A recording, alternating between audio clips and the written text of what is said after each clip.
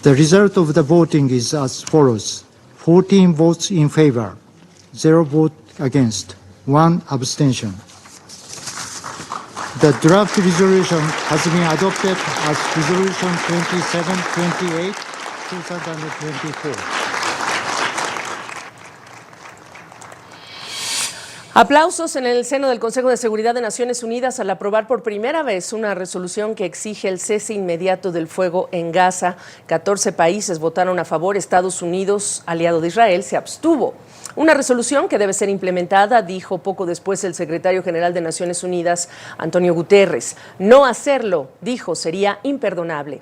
La resolución fue propuesta por 10 países miembros del Consejo y al explicar la abstención de Estados Unidos, el secretario de Estado, Antony Blinken, dijo que el texto final no incluyó la condena contra el grupo extremista Hamás, algo, dijo, difícil de entender. El embajador de Israel ante el Consejo de Seguridad criticó que la exigencia de un cese al fuego sin condiciones vinculadas a la liberación de rehenes no ayuda. It was the Hamas massacre that started this war. I repeat, it was the Hamas massacre that started this war. Nearly 6 months have passed and the Security Council still has not condemned the child-murdering rapists that began this war.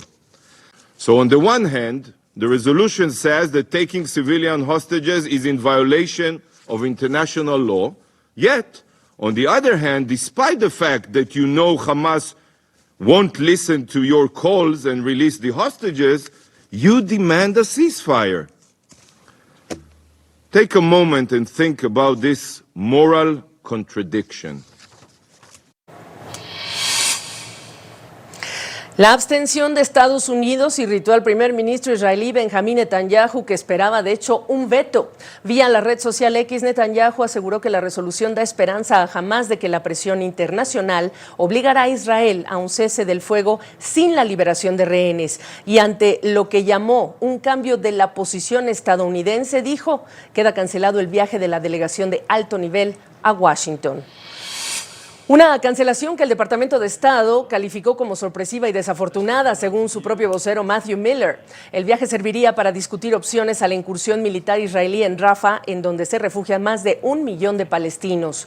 Una ofensiva que no apoya a Washington al considerar que sería un desastre humanitario.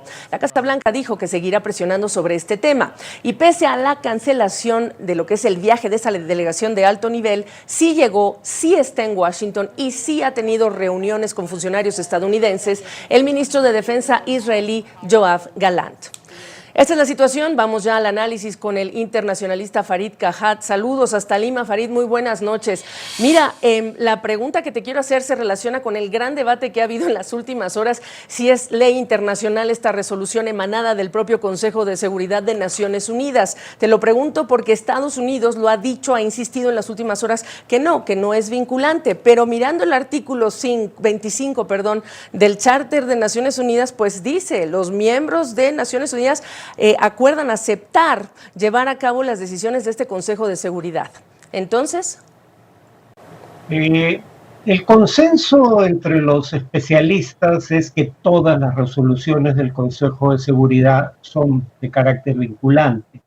Israel tiene una interpretación particular que en esta ocasión ha respaldado Estados Unidos, según la cual si la resolución no se adopta invocando el capítulo 7 de la Carta, que es el que autoriza al Consejo de Seguridad a aplicar sanciones y específicamente aplicar incluso o autorizar la aplicación de la fuerza, no es por ende vinculante. Pero repito, la gran mayoría de especialistas creen que todas las resoluciones del Consejo de Seguridad son vinculantes y por ende que pueden surgir sanciones aplicadas por el propio Consejo de Seguridad en caso de no cumplirse, pero claro, ahí muchos creen, y yo concuerdo, en que Estados Unidos sí aplicaría el veto que no aplicó al adoptarse la resolución. Ahora, no vetó, pero se abstuvo. Háblanos de la importancia en términos del mensaje que está enviándole Estados Unidos al propio Netanyahu. Yo creo que se pueden contar con los dedos de una mano y sobrarían dedos la cantidad de resoluciones del Consejo de Seguridad de la ONU críticas de Israel que no ha vetado Estados Unidos. En ese sentido, sí, esto es bastante inusual, sobre todo porque a diferencia de otras resoluciones en el pasado, como la 2334, aquí hay una exigencia específica, un cese al fuego por un periodo determinado de tiempo. Y en ese sentido es muy fácil constatar si la resolución se cumple o no. Ahora, para todo fin práctico, si una de las partes no lo cumple, pues está ahí el hecho de que las partes estén dispuestas a cumplir. Ya hay un desafío israelí, ya se dijo que no habrá cese del fuego y ya también se ha dicho en días pasados que viene esa incursión a Rafah. Y entonces... A ver, lo que hay que tener en cuenta es que no todo gira en torno únicamente a Estados Unidos. Estados Unidos probablemente no se atreva a sancionar a Israel por incumplir normas de derecho internacional como no lo ha hecho nunca en el pasado, pero sí lo podrían hacer otros actores, sobre todo teniendo en cuenta que luego de que la Corte Internacional de Justicia, ante la demanda de Sudáfrica contra Israel, dijo que había un caso plausible de genocidio, la relatora de Naciones Unidas para los Territorios Ocupados, albanese, ha dicho explícitamente el día de hoy de que hay indicios claros de genocidio.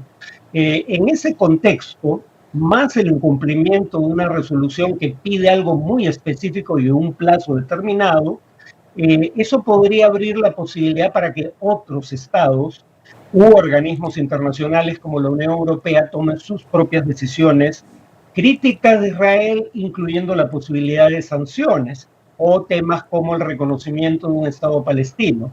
Entonces, creo que esto abre un abanico de posibilidades, lamentablemente no en el Consejo de Seguridad de la ONU. Exacto. Bueno, entiendo yo que quedan 2 semanas para que concluya el Ramadán, es el tiempo que está establecido dentro de esta resolución. ¿Qué esperas que ocurra? Y en paralelo, por supuesto, las negociaciones que se dieron también en Qatar hace unos días y que continúan en relación con la liberación de los rehenes, etcétera, con los esfuerzos que también en los que participa, por supuesto, Estados Unidos.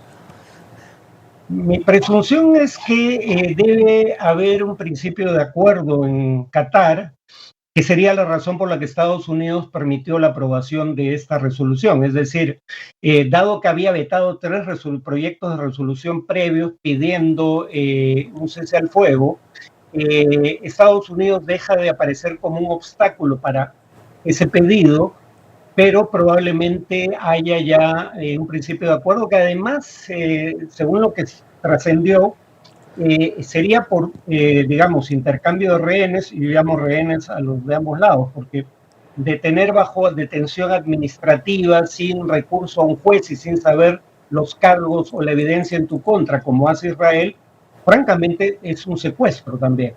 Y en ese sentido, repito, habría intercambio de rehenes y habría un cese al fuego que probablemente sea más prolongado de llegar a un acuerdo que aquel que pide el Consejo de Seguridad, que aunque podría prorrogarse de manera duradera, es la palabra que se usa, solo se exige que se cumpla durante los próximos 15 días. Así es, efectivamente, Qatar, exactamente. Farid, te agradezco esta lectura en relación con los eventos de las últimas horas. Buenas noches. Buenas noches.